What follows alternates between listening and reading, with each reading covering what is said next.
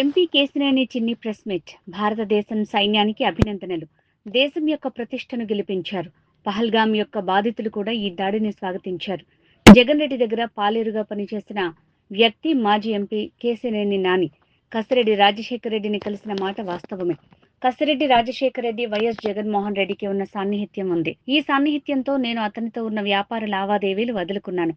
నేను నిఖార్సైన తెలుగుదేశం పార్టీ ప్రజాప్రతినిధిని. మాజీ ఎంపీ కేశినేని నానితో మద్యం కుంభకోణం వ్యక్తులతో కలిసి లేనిపోని ఆరోపణలు, లిక్కర్ స్కామ్ ని డైవర్ట్ చేసేందుకు ఈ నీచ రాజకీయాలు.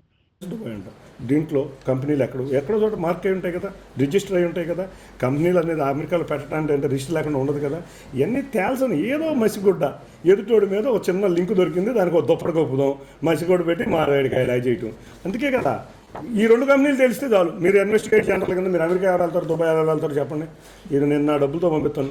ఈ రెండు కంపెనీల్లో నిజంగా మరి పాలేరు ఉన్నాడో, జగన్ రెడ్డి ఉన్నాడో, ఇంకెవరు ఉన్నారో తేల్చేయండి. ఈ రెండు తేలితే అయిపోయింది కదా.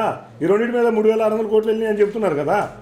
అంతేకాకుండా లిక్కర్ స్కామ్ దోషులు కూడా ఎవరో తెలిసేయండి. 3,600 కోట్లు సిబిఐ అడుగుతున్నాను కదా, చేయండి. దమ్ము ధైర్యం ఉన్నాడైతే వస్తాడు, అడుగుతాడు ధైర్యంగా. అంతేగాని మా ఇంట్లో నక్కలాగా కూర్చుని సోషల్ మీడియాలో ఏదో పోస్టులు పెట్టుకుని ఏదో చేసే జగన్ రెడ్డి మనుషుల్లాగా క్యారెక్టర్ని కాదు నేను. ఏ రోజైనా మొన్న కూడా మీ ఆరోపణలు వచ్చినాయి, ధైర్యంగా వచ్చాను చెప్పాను. ఇవాళ కూడా నేను అడిగారు. నాకు 4 సార్లు పరిచయం ఉన్న కసిరెడ్డే నాకు పరిచయం అన్న. రోజు జగన్తో వీడియోలు ఉన్నాయి, జగన్తో ఆడియోలు ఉన్నాయి, జగన్తో ఇవి ఉన్నాయి. ఇంట్లో కూర్చున్నామని విజయసాయిరెడ్డి గారు చెప్పాడు. డబ్బులు వచ్చినాయి, అరవిందో నుంచి వచ్చినాయి. ఎన్ని తెలిసినా కూడా, ఇన్ని కంపెనీలకు వెళ్ళినా కూడా ఇంకా ఏదో లింకులు కడదామంటే ఎట్టాగయ్యా. రా జగన్ ఫ్రీ. ఇవాళ చెప్తున్నా, సిబిఐ కమాన్, సిబిఐకి అడుగు ఎంక్వైరీ దమ్ముంటే. జగన్ నీ పాలేరులు కానీ నీ మనుషులు కానీ అడగండి. జగన్ అడుగు. నువ్వు అడిగితే తొందరగా వచ్చింది సిబిఐ, ఎందుకంటే నువ్వు అంత ముఖ్యమంత్రి కదా. అందులో నీకు సిబిఐలో ఏం జరుగుతుందో, ఈడీలో ఏం జరుగుతుందో రోజు కేసులకు వెళ్ళే వ్యక్తులు కదా. అంతేకాని వీళ్ళకి చాలా సామరూప్యాలు కూడా ఉంటాయి. వీళ్ళందరూ కూడా ఒక ఆర్థిక నేరగాళ్ళు. ఈ ఆర్థిక నేరగాళ్ళు దేశంలో ఉగ్రవాదుల కన్నా డేంజర్ అని ఆ రోజు సుప్రీంకోర్టు రూలింగ్ ఇచ్చింది. వీళ్ళందరూ కూడా అదే టైపు. ఇక్కడ కూడా విజయవాడలో ఎన్నో అక్రమాలు జరిగినాయి. నా నోటేమో నేను చెప్పను, మీరు ఇన్వెస్టిగేట్ చేసుకోండి.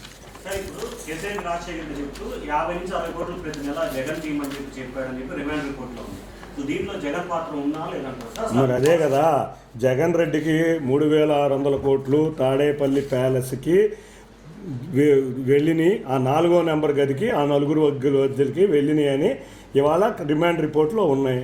వీళ్ళు ఏం చేస్తారు? బాబాయ్ చంపారు, చంద్రబాబు నాయుడు గారు చేశాడు అన్నాడు. లెక్కర్ చేశారు, ఈడెవడో ఒక చిన్న లింక్ దొరికింది, ఈ లింక్కి ఈడు చేశాడు అంటారు. అదేదో దొరుకుద్ది, ఇది ఈడు చేశాడు అంటాడు.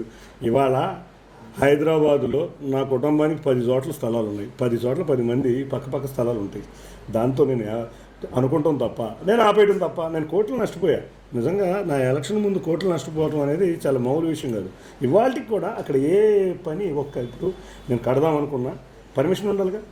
పర్మిషన్ కూడా లేని విషయంలో ఏమీ లేని దాన్ని బుర్ర చూపిస్తాం. కాబట్టి 3,600 కోట్లు ఆ తాడేపల్లిలో 4వ నెంబర్ గదికి వెళ్ళినాయి.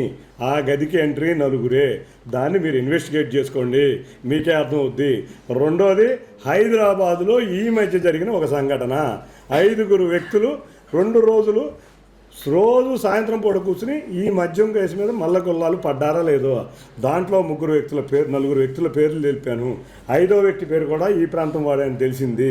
ఇంతవరకు అది కూడా రాస్తే సమాచారం మీకు దొరుకుతా, వాళ్ళని కూడా వదలం. అందరూ కూడా ఇటువంటి ప్రచారం చేసి ఇదేదో అయిపోయిందని రాష్ట్ర ప్రజలు 3,600 కోట్లు ఒక వ్యక్తి మీదకి వెళ్ళిందని ఆరోపణ చేస్తున్నాడంటే ఎంత జగన్కి పాలేరు పని చేస్తున్నాడో మీరే